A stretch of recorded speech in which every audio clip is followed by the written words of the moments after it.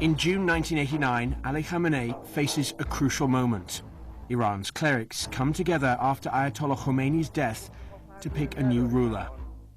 No one knows whom to choose. Then the chairman, Hashemi Rafsanjani, intervenes.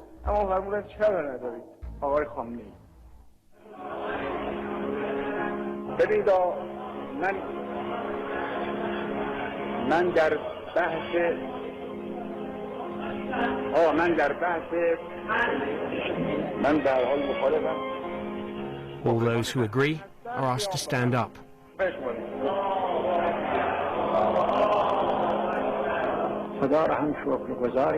This is what the assumption of absolute power looks like.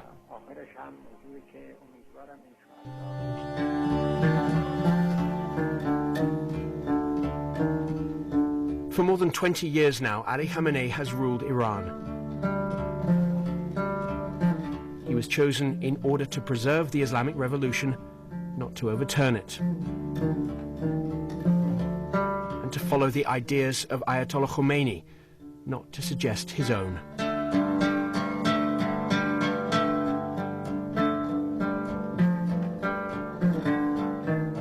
He is a very ordinary man. And I think that's the key for his success. He planned everything. He thought about everything. You know, when he became a leader, he had nothing.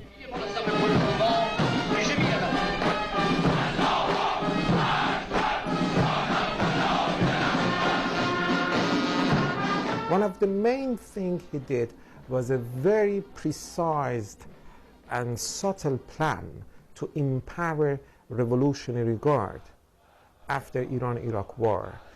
And by relying on them and empowering them, he consolidated his own power and became a very strong leader.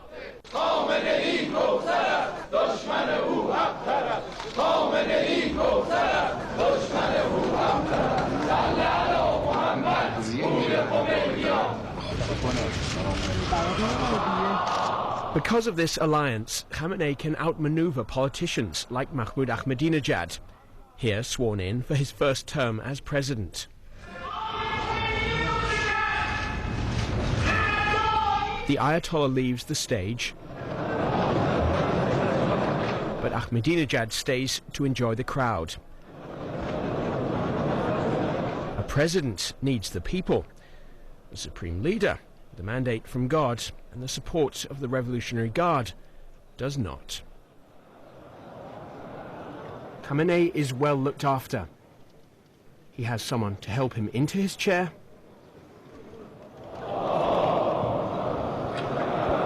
and out again. He may be frail, but he still has the power to imprison or set free anyone inside his country.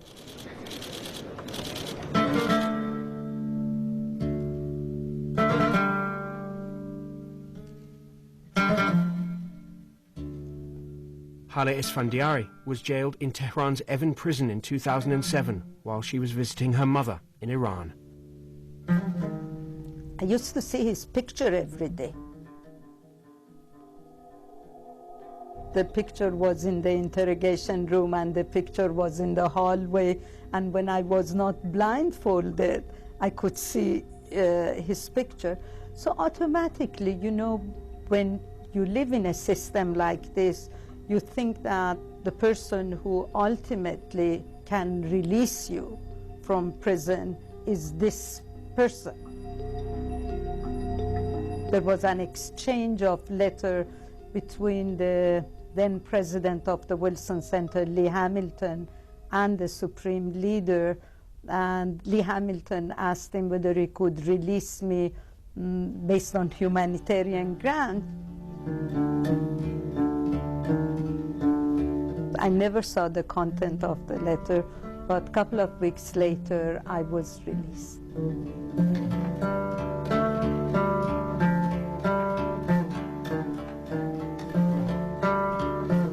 The Ayatollah chooses his pen pals and his visitors with great care.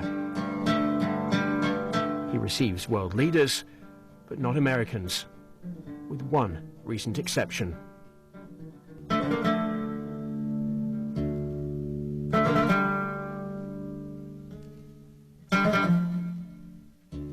John Bryson Chain met the Ayatollah in 2009 in Tehran during a conference on religion. And I'm sitting there going, I don't know what I'm doing here. I'm simply a bishop. But when I said that to him, I said, I'm not a politician. I'm a religious person. I'm a bishop and a theologian and probably a bad bishop, but I don't know. And I have nothing prepared to say to you other than it's important to have this time with you and it's important to have this conversation because of what we both know is ongoing between the West and Iran. And when I said that, he was not really smiling during all of the introductions. And when I said that, he smiled. And that really cracked open the door for the invitation to continue conversation.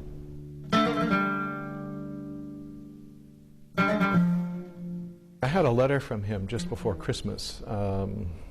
I had written to him.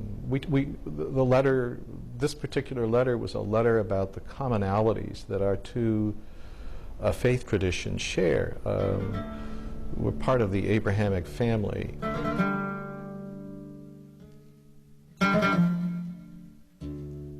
This is the Ayatollah's burden, guarding the memory of a revolution and then a war with Iraq, and keeping it all safe from the outside world. Khamenei hasn't left Iran's borders since he became supreme leader. If you met him now, what would you say to him? First, I say, I don't know you. Who are you, Mr. Khamenei? And second, I ask him, do you have time to back to the man who you was? And tell to Iranian people, please forgive me. All I do was against the Iranian people, all I do was drink, and let the society finds its way for freedom and liberty. Do you think that will happen? I think he killed me first. No, I'm joking. I don't know what happened. But I guess nothing happened. Because when you get a dictator, your earth is closed. Your eyes is blind. You can't see anything and you can't hear anything.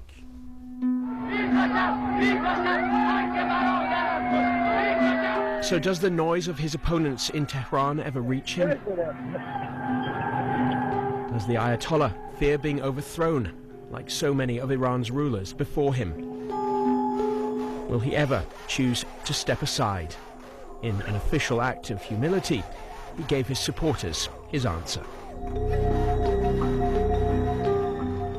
من جان ناقابلی دارم.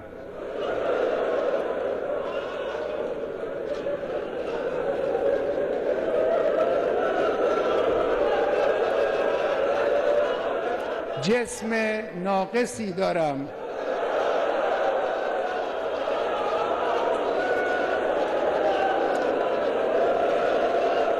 اندک آبرویی هم دارم که این رو هم خود شما به ما دادید. همه اینها رو من کف دست گرفتم، در راه این انقلاب و در راه اسلام فدا خواهم کرد. What do you think he worries about late at night? Betrayal of his people. Betrayal of people who pretend that they are loyal to him. He has a deep feeling of mistrust toward anyone. آخوندا خوب میخوابن. کی میگه شب بیدار نگه میداره؟ آخوندا، من آخوندا رو خیلی میشناسم. آخوندا خیالشون نیست. اگه نگاه بکنی اکثرشون سنشون بسیار بالاست. آخوندا به همین حق و باطلی اعتقاد دارن. یعنی به بهشت و جهنم اعتقاد دارن. خودشون حق میدونن و هیچ چیزی اذیتشون نمیکنه نظر فکری. خیلی سخته که شما بتونید یک آخوند رو اذیتش بکنید. If there is any conflict within the Ayatollah, it is hidden well away. If he has any doubt, Ali Khamenei will not share it. In the end, it is to God alone that the supreme leader feels he must answer.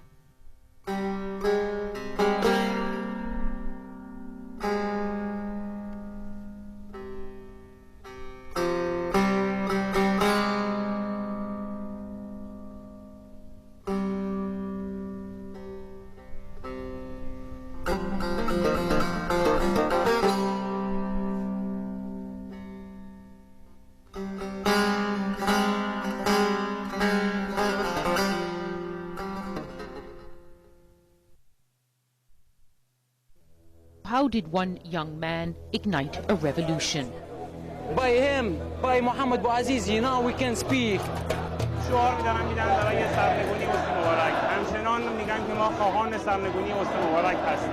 Right across the Arab Middle East, there are people watching and wondering if they can do the same thing. أضاف الليبيون هنا في بنغازي هذا المشهد الذي يتكرر يوميا. Refugees have described tanks, armed soldiers and helicopter gunships being used in the military's assault. Get the latest news, features and analysis online. Colonel Gaddafi, how do you end this crisis? There were high hopes for the future in Tahrir Square, but the reality of trying to build a new society is much harder. We've been there from the beginning, and we're still at the heart of the story. Stay with us for continuing coverage from the region. Stay with the BBC, on television, on radio and online.